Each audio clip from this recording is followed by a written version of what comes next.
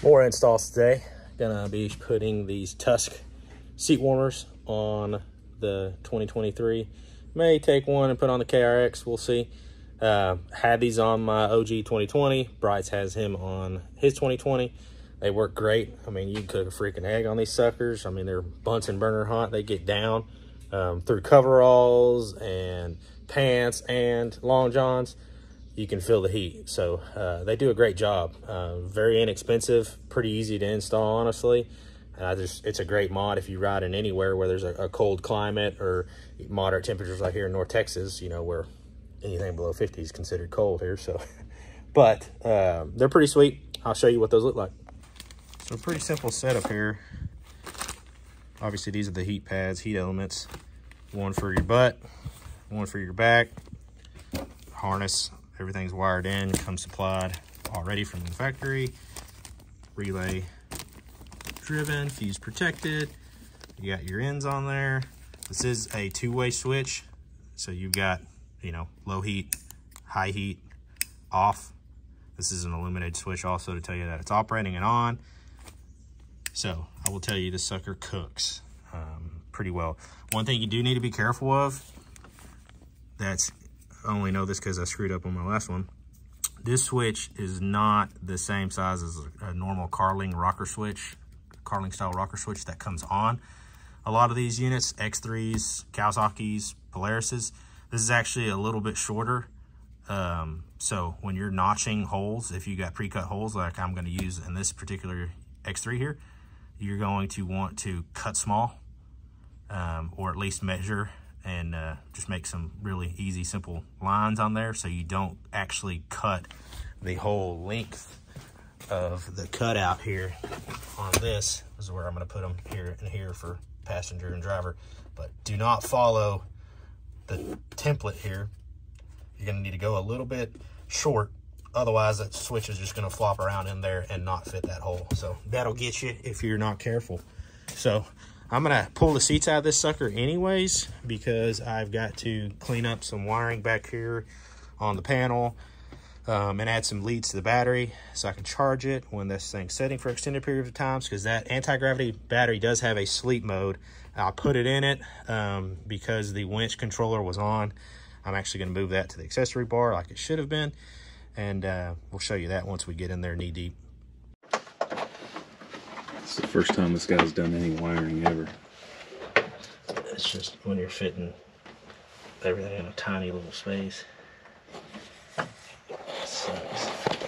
Just kidding, he's super picky when it comes to wiring. You just don't give you room for any in the old battery area. Yeah. Anyway, we've got the seats removed, which is overkill, but I just wanted. It's not that bad of a job. Wanted accessibility. Yeah, super easy. And that way you're not trying to fight every panel and everything, because like trying to get this panel out, the panel on the other side, top of this off, with the seat ends a pain in the butt. So, all right, so here's the seat. This just flips right up. You can get access. So there's tons of Velcro that holds the seat cover on. It's very strong Velcro. But peel that up, and then you can kind of just let this thing go up like that, and then you stuff it in there. Now the thing with these Can-Am seats is, along a lot of these, like these stitch lines and stuff like that, there's actually Velcro that holds that down to the pad. So because of that, these things don't perfectly fit. So what I've done to make them fit, because obviously I don't think cutting them would be a very good idea since they're electric and heating pads and all that. So you actually kind of have to fold it. Because if you don't have this part Velcro down, then the whole seat skin feels loose on the pad. Same with kind of over here, so you can see that there's a piece of Velcro right there that holds this down to help secure the skin to the foam insert. So you kind of got to work around the, work this around, fold it to kind of make it fit, but it'll make it much nicer, so that way you're not having the whole skin slide around on top of the pad and on top of this. So we're just going to use the factory accessory bar here for these guys. Easy peasy to hook this guy up to. That's where we're going to notch for the switch. Remember, like I said, it was oversized, the template, so cut it small. That way you don't have this all loose in there. So you get this sucker ran a little bit and mount those puppies up.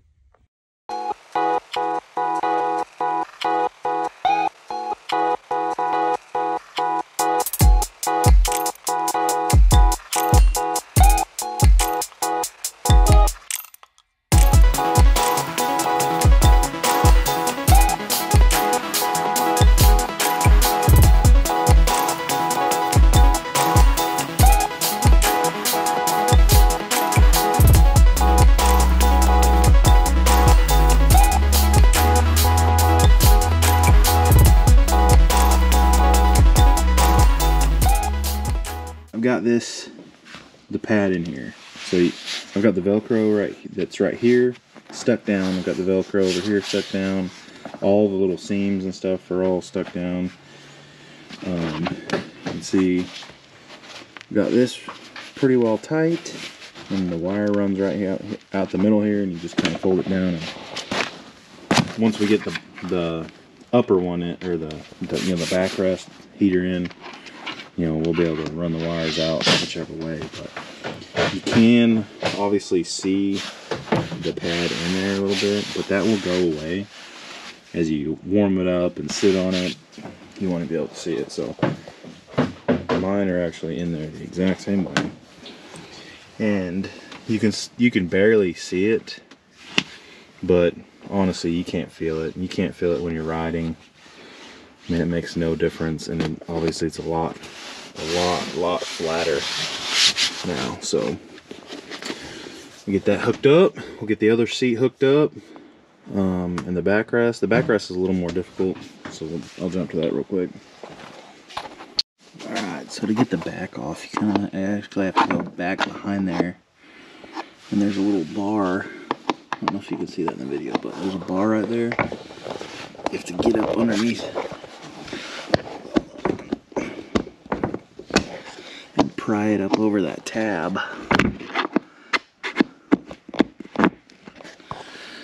to release that back pad. Dang it, I can't get it. Let's see here. If I can get it like this.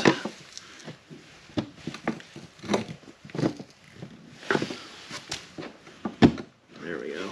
Okay, now I got it.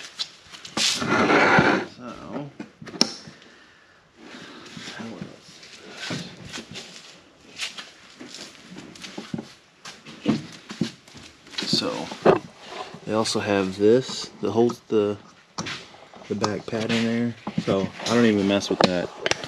But you just have to be able to get access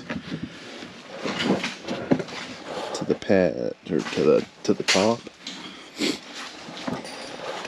to be able to get this pad pulled out. So two different Velcro strips back here. Peel them forward. The middle one goes under the bar, and then you can work this thing out. So let's one hand.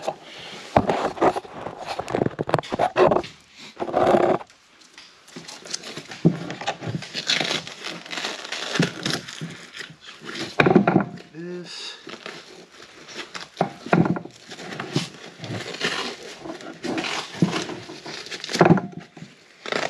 Boom.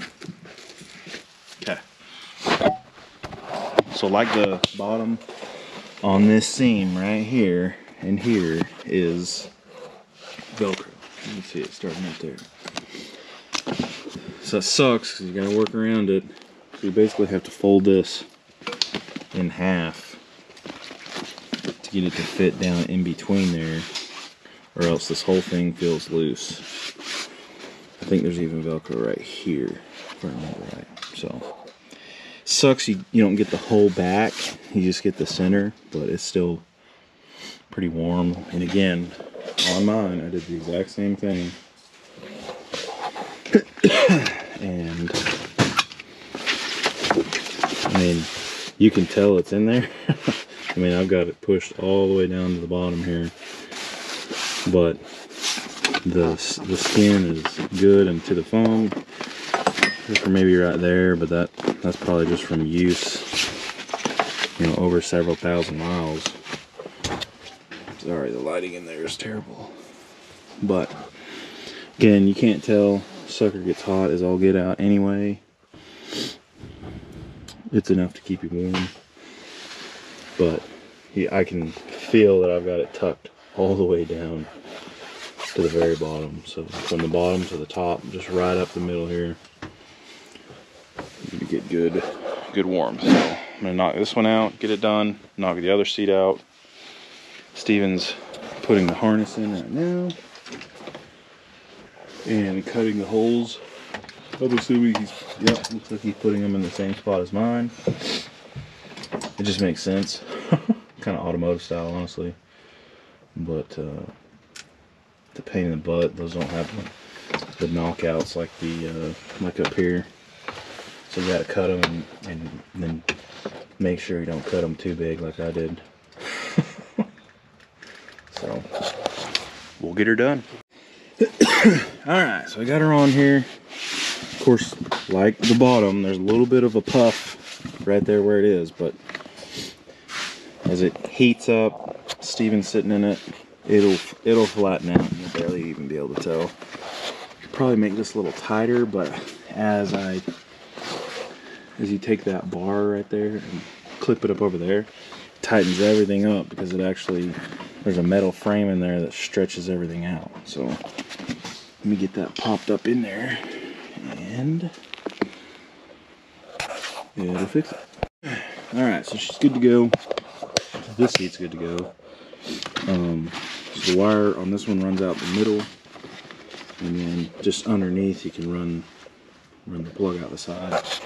This one runs out about right here once you fold it in half, and then just kind of stuff it back in here so you can plug it in.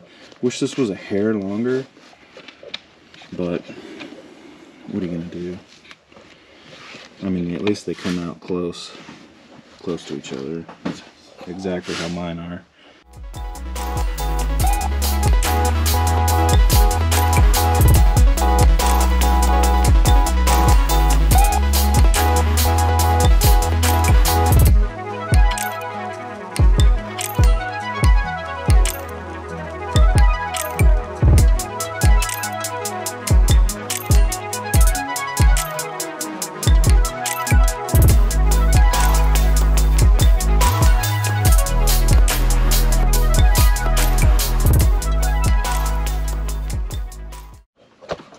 Alright, so we got them pretty well done. Got the seats done. The only problem is having a problem with this switch. The switch is not working. You can kind of like rattle it and all that crap, and it'll come on, but other than that, it's not working right. So I'm gonna leave the switches loose so we can get a hold of another set of switches. It's probably similar to just a regular on-off, but you know, on type switch. So we'll be getting those soon, but we're gonna get the seats thrown back in this thing and she'll be about ready to go. All right, got a seat back in on the passenger side after fighting with this panel forever.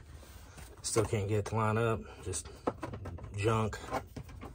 Again, something that's lacking on these Can-Ams. They put all this nice stuff in there, but these just cheap plastic stuff everywhere, just super thin. Again, it's off-road machine, I get it, you know, but people paying $30,000, $40,000 for these machines these days, you know, and you're not getting, you know, Kia quality in these. So a little bit to be desired, but can't complain too much. It is what it is.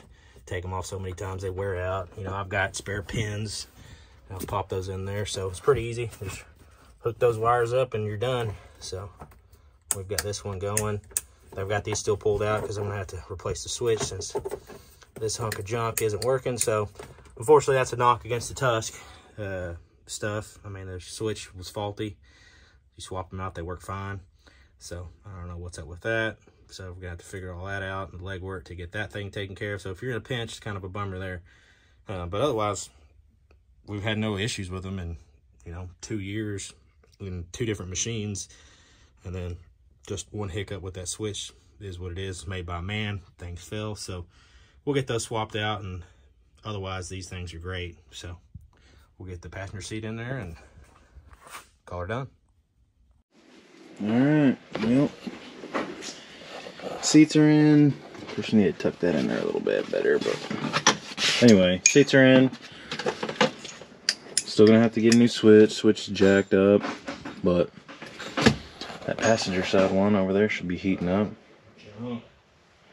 Yeah, it's kind of a crappy switch from Rocky Mountain ATV.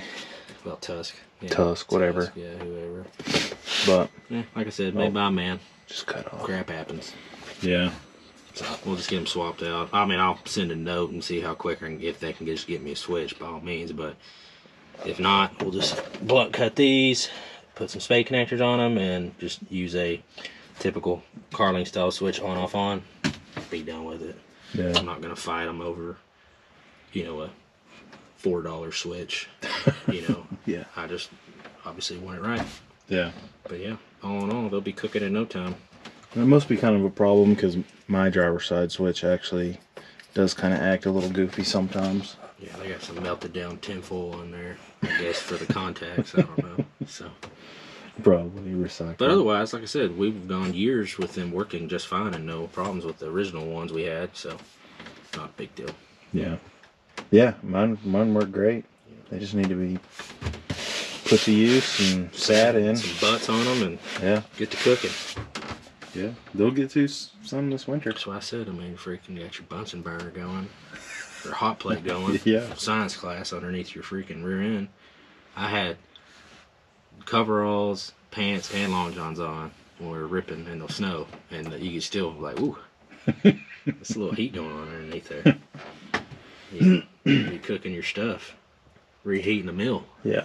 Yeah, it works out pretty good. By the time you shut the gap up here in the windshield, and then you got these going. Of course, there's, you know, some heat from the engine and stuff. It stays pretty nice in here. Keeps the wind off you pretty good. Oh yeah. So it's not too bad. It's not like getting blasted on a four-wheeler. No gloves and crap. So yeah, absolutely. Absolutely not bad. So, oh, you know, a little tedious on the install, but not hard to do. Obviously, you know, it's more going back together and coming apart that is the hard part. right. You know, what it took you 15 minutes, 20 minutes to do the seats, and Yeah. the R&R of everything, or the R&I of everything, was a lot harder than anything else. Right. So, True. like I said, if you are going to use these factory switches, make sure you cut them a little short. You can see where we didn't go all the way out for this style switch. Yeah. So they kind of fool you with that if you're not paying attention. You end up with a sloppy Right. switch. Yeah, my switch that actually goes right here is glued in. Or it was glued in. I don't remember if it is now or I not. swapped it out with a new one. But yeah, so careful cutting these out. That hole is a little big, even for a switch like this. So yeah, it's a template after all. It's not the law. So other than that, she's a gripper. Figure out what I want to do with my lining. So yeah. As of right now, he's got a little bracket. he's trying to make to Yeah, so I'm gonna fab up to there. see that. So I'm gonna have it up here, and then I'm gonna split it obviously so it goes along with the taper of the roof here, and then have the lights just using their factory bases here, all 4 of them, but that way I get a little bit of ambient split. Probably gonna do a roof rack at some point. We'll see. We'll see what Cyber Monday looks like. It's probably gonna look the same as Black Friday, but I may get an AFX one out of Laredo here in Texas, but otherwise I may just do it like this. That way the bolts will be hidden under here and it'll all look flush. And then obviously I'll paint this piece of aluminum, and this is metal on this version of the UTV Zilla roof. I don't know if they make them that way at all anymore. So I don't think so, because I think they only have 1 version, and this was the first version, and mine's the 2nd version. Yeah. So other than that, we'll see. Then I'll get this, swap that for an 18-inch, and we'll go from there. It's gonna be ridiculous. Are you in 4? Yeah. Oh, frig. Oh yeah. Well, otherwise we'd be like Frig slapping each other. Yeah.